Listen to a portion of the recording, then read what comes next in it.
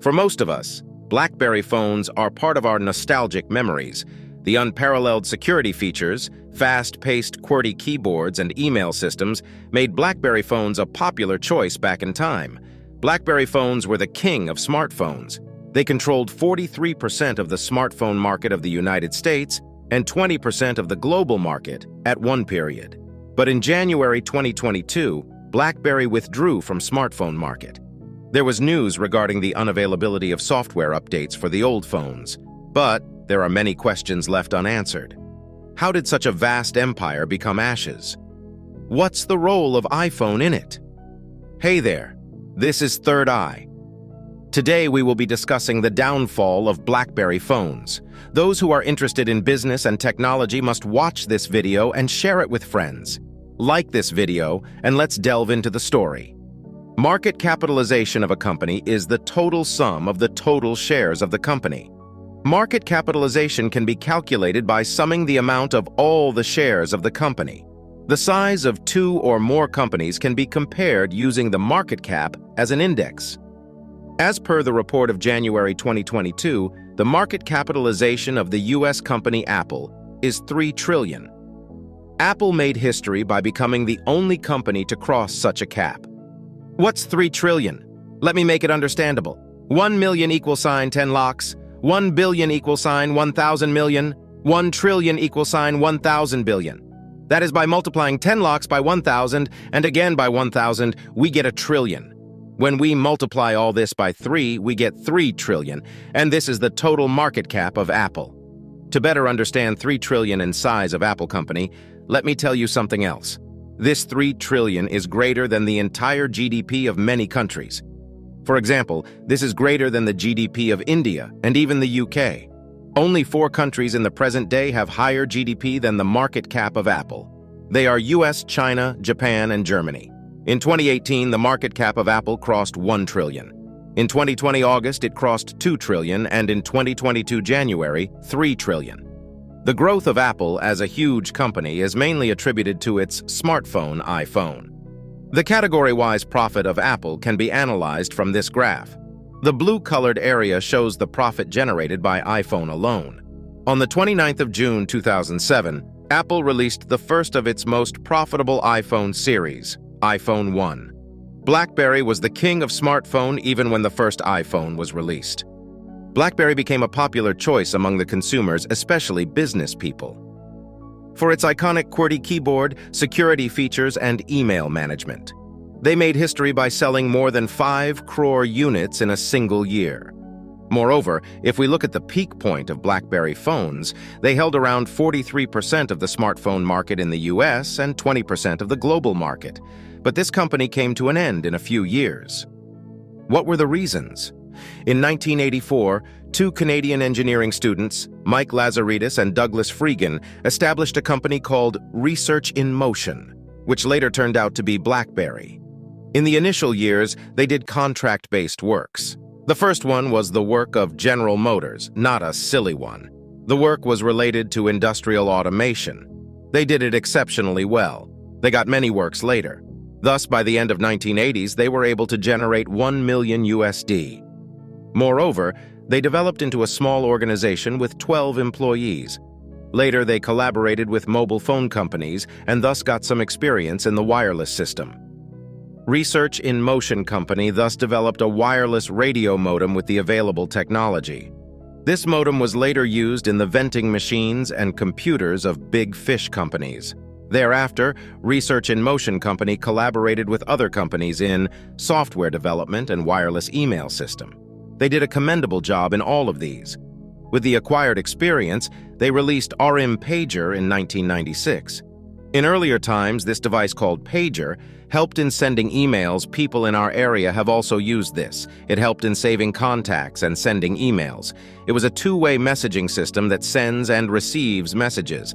They produced such wireless pocket-sized devices and started selling them. Through many updates, they brought a new thing called Interactive Pager. It sought the attention of many, especially the business world, due to the feature-enabled reading text in 4 lines.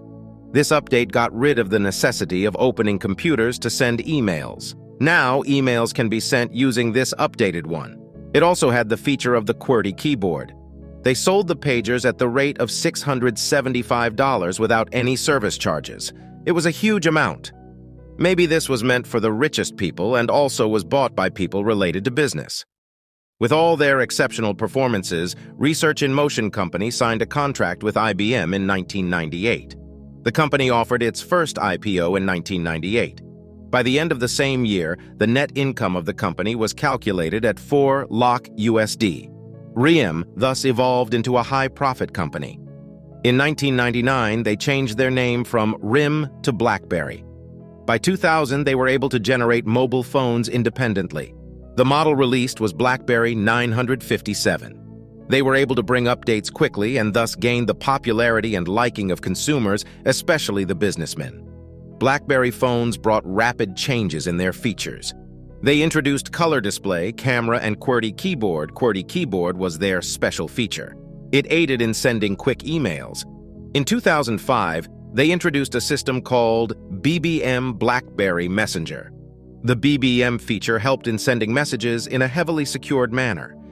Even now, this feature is regarded as the best feature of BlackBerry. This innovation became a topic of discussion, and sales of BlackBerry phones shot up. But in 2007, Steve Jobs conducted an Apple event. This is a must-watch event for marketing enthusiasts. Let me summarize it. He began by narrating a history. In 1984, we released Macintosh. This was a revolutionary step that not only influenced Apple, but also the entire business of computer. He then says about iPod. He says, in 2001, we released iPods, which revolutionized not the way we listen to music, but also the entire music industry. This speech by Steve Jobs is a gentle reminder that revolutionary changes are always put forth by Apple. This event happened in 2007. In this event, he said about 3 things that he is going to introduce before the world: 1, widescreen iPod with touch controls. The audience applauded. 2, Apple is stepping into the world of smartphones for the first time. 3, Apple is going to introduce a breakthrough internet communication device. He repeatedly said about the 3 things, and finally he said, "These are not 3 separate devices. This is one device, and we are calling it iPhone." Initially, Apple showed another phone as iPhone, and Steve Jobs narrated a story by showing that phone. Steve Jobs was showcasing the failures of leading smartphones devices at that time. He pinpointed the name of BlackBerry. The screen showed the mobile phones of Moto Q, BlackBerry, Palm Treo, and Nokia E62. All these phones had a similar feature: QWERTY keyboard. It was a popularly held notion that it's easy to use QWERTY keyboards. People assumed so. Steve Jobs' aim was to establish that this notion is wrong. He portrayed the real figure of an iPhone that was the first nail in the coffin of BlackBerry. The audience was wonderstruck. Big screen, touch controls with multi-touch technology. There were touch control phones before, but Apple had this unique feature called multi-touch. Steve Jobs comically said that it is patented.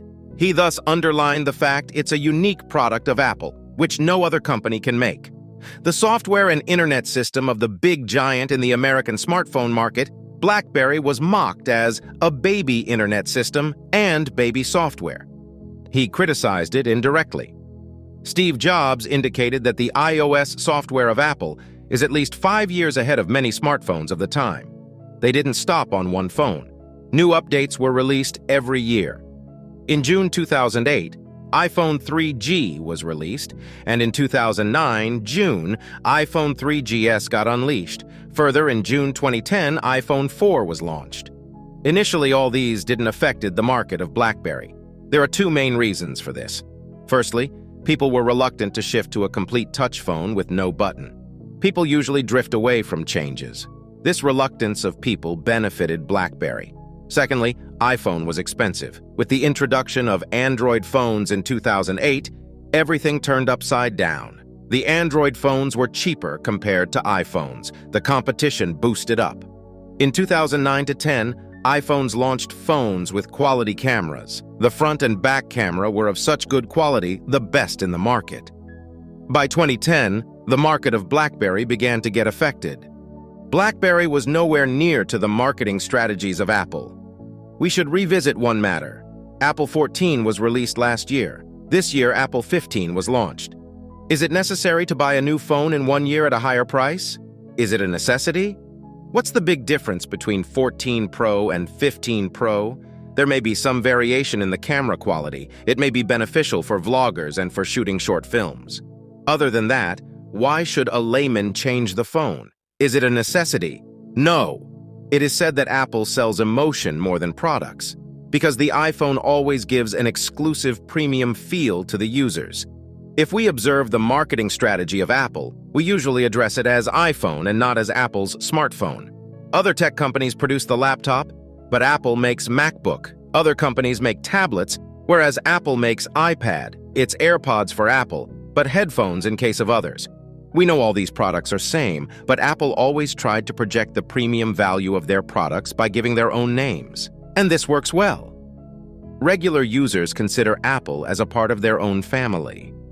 The downfall of the BlackBerry company commenced with the release of quality cameras. Their market share fell by 5% in 2012. From the table shown here, it's evident how their market cap functioned from 2010 to 2022. Might be because of their ego, BlackBerry was reluctant to change their QWERTY keyboards. But when the company began to witness downfall in 2012, they were ready to launch touch phones. But they released their first touch phone only in 2013. They were very late in bringing such change. By the time they brought this change, the consumer world was polarized into Android or iPhone. The name BlackBerry itself started to disappear. People don't need their touch phone anymore. And in January 2022, BlackBerry Company announced that they will not be providing new updates in the software, and old phones also will not be having such provisions. The production of the smartphone were stopped even before that, so it's clear that BlackBerry is almost dead. Was it Android and iPhones that led to the downfall of BlackBerry? Obviously, BlackBerry can't tell Android and iPhones not to produce and sell quality phones and capture the minds of consumers with good marketing strategies. It's better not to blame Android and iPhones. Many a time, BlackBerry was reluctant to welcome new changes. Once, BlackBerry conducted their business targeting businessmen. It was okay back then because only businessmen used phones at that time. When common people started to use mobile phones, they didn't adapt to such changes or they failed in their efforts. People were reluctant to buy BlackBerry for the sole purpose of security when Apple began providing highly secure provisions. Whatever it is, we have summarized the downfall of the BlackBerry company today. The company BlackBerry is still alive, but they are wiped out from the smartphone area. They still run their company through other business. Did any thought crack in your head after watching this video? What should be the lesson from this story? Share your feedback in the comment box. Do like this video if possible. Let's meet with another video. Till then, it's me, Third Eye, signing off.